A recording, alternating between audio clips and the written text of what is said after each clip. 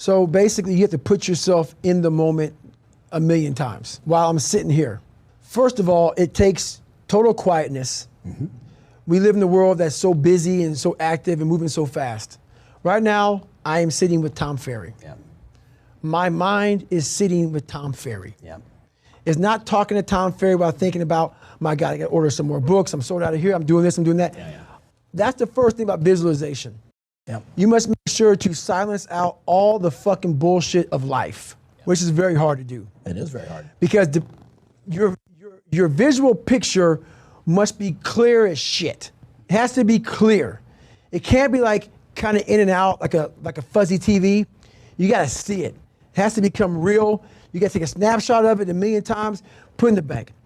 That snapshot of me was getting that 4,021 pull-up knocked out because the record was 4,020. Yeah.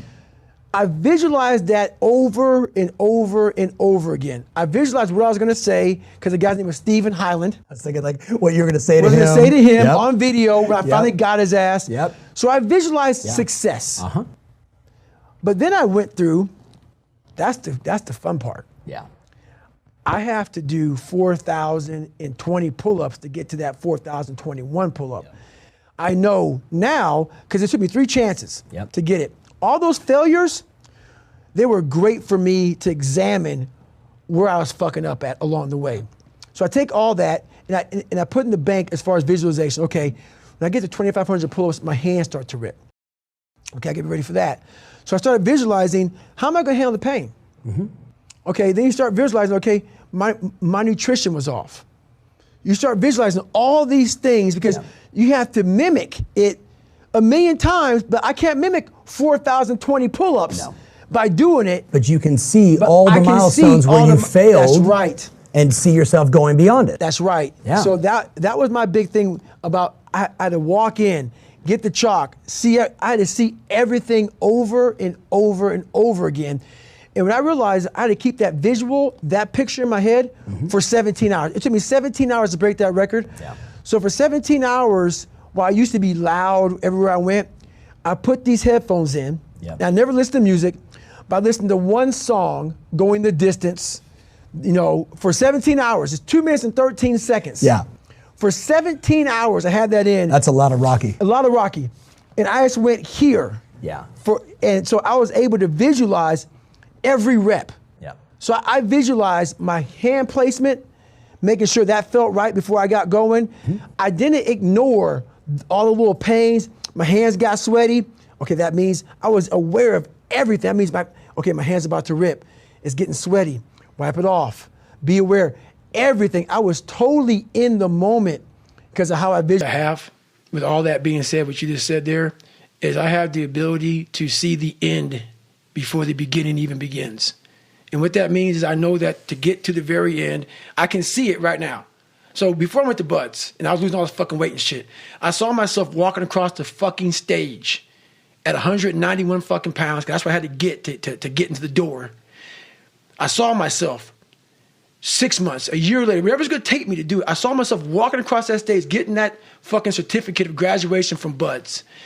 And I was able to be there at 300 fucking pounds.